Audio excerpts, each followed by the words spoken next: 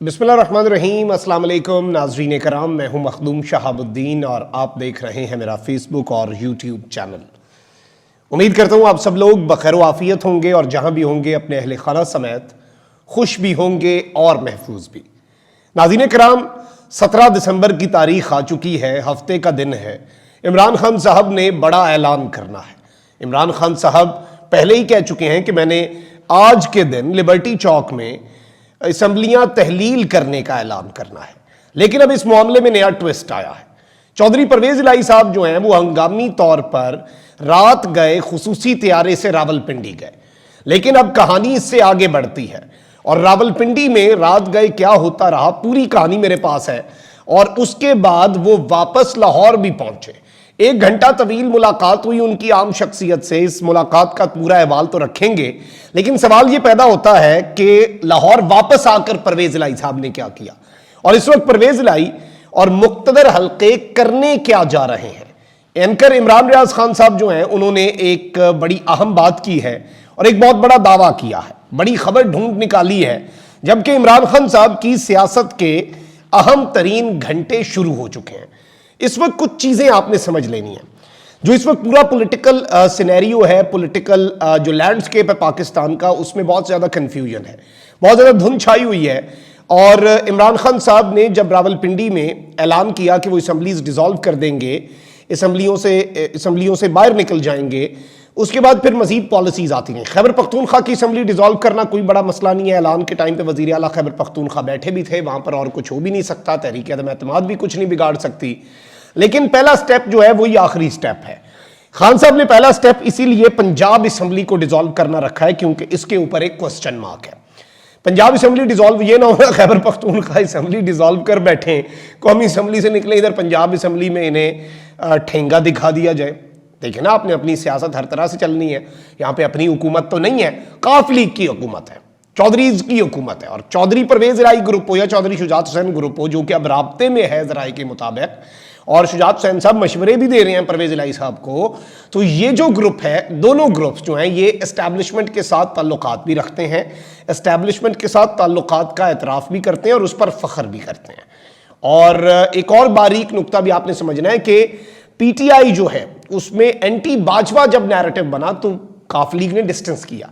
Even जो वजीर आला की तर्जुमान है पीटीआई से जिनका ताल्लुक है, उन्हें नोटिस भी भेज दिया परवेज इलाही साहब ने कि आप ये क्यों इस तरह की स्टेटमेंट्स दे रही हैं। तो ये सारी चीजें अपनी जगह और pro establishment statements back to back आती रहती हैं। लेकिन यहां पर इंपॉर्टेंट चीज यह है कि खान साहब ने कहा पहले पंजाब असम्बली डिसॉल्व, फिर केपी की, और फिर कौमी असम्बली में जाके हम अपने इस्तीफे फ्लोर ऑफ द हाउस पे पेश कर देंगे और 70% मुल्क में इलेक्शन करवाना मजबूरी बन जाएगी। बहुत अहम बात है। लेकिन यहां पर परवेज इलाही साहब जो हैं और मुनस इलाही, वो एक अजीब सी कंफ्यूजन क्रिएट कर चुके हैं। कंफ्यूजन ये है कि एक जानिब मैं आपको कहता हूं कि भाई आपका इख्तियार है, आप सब कुछ है, आप जिस तरह से कहें वैसा होगा, आपका पास ये, बस मैंने अपना इख्तियार आपकी झोली में रख दिया। उसके साथ ही साथ अगर मैं ये कहूं कि देखें लेकिन ये ना करें, फिर ये कैसा इख्तियार? ऐसे तो नहीं होता, ये चीजें तो गैर मशरूत होती हैं। अब काफ लीग अपनी तरफ से शायद अपना पॉलिटिकली फायदा सोच रही है कि इमरान खान साहब ने तो 2/3 मेजॉरिटी या 3/4 मेजॉरिटी निकाल जानी है पंजाब में, हमें ये वजारत आला क्यों देंगे। अब वो इस सिचुएशन के अंदर कोई फायदा उठाना चाह रहे हैं। उसमें सीट एडजस्टमेंट तो है, लेकिन वो वजारत आला के मजे, वो 10 सीटें हैं ना एमपीए, 10 एमपी हैं, वो 20 एमपीए भी हो गए। खान साहब ने सीट एडजस्टमेंट कर भी ली, 20 एमपी के साथ भी वजीर आला तो नहीं बनवाएंगे। अब यहां पर ये खबरें भी थी बीच में कि शायद वो वजारत आला मांग रहे हैं, लेकिन इस खबर के हवाले से ज्यादा चीजें नहीं कंफर्म हो पा रही। पहले आप बल्कि खबर सुन लें जो इंपॉर्टेंट है रात की डेवलपमेंट। वजीर आला पंजाब चौधरी परवेज इलाही लाहौर से रावलपिंडी पहुंचे, जहां उन्होंने अहम शख्सियत से 1 घंटा तवील एक इंतहाई अहम मुलाकात की। और जराए हमें यह बता रहे हैं कि ये बहुत इंपॉर्टेंट है, इस पर जितना मैं बहुत इंपॉर्टेंट पे स्ट्रेस दे रहा हूं उतनी इंपॉर्टेंट है।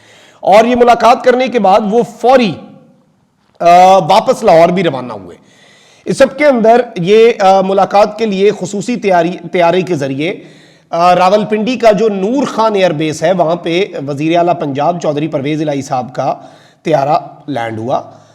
बाद लैंड होने के बाद हमारे जराए हमें ये बता रहे हैं कि वजीर आला को इंतहाई सख्त सिक्योरिटी में, बहुत सख्त किस्म का सिक्योरिटी का हिसार था, अहम शख्सियत के ऑफिस रवाना कर दिया गया।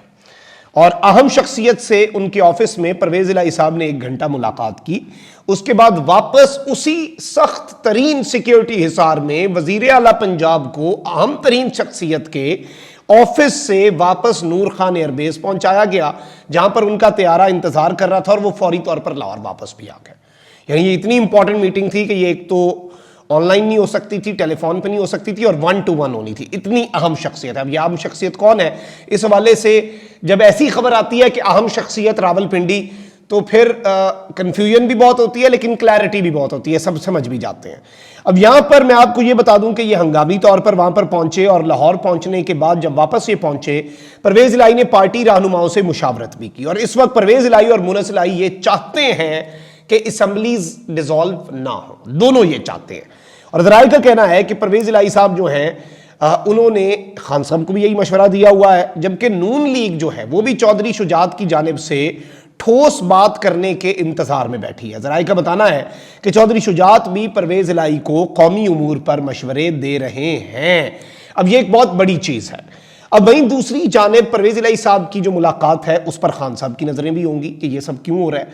सदर मुमलिकत के वाले से भी खबरें आ रही थी कि वो भी कह रहे हैं कि जी अभी असम्बलीज डिसॉल्व ना करें, मुल्क मुतहम्मिल नहीं हो सकता, ऑल ऑफ दैट। मुनस इलाही साहब जो है वो खान साहब को भी कन्विंस करने की कोशिशें कर रहे थे। उसके बाद इन्होंने खान साहब के करीबी 3 लोगों को भी कन्विंस कर लिया। ये खबर भी ARY ने चला दी।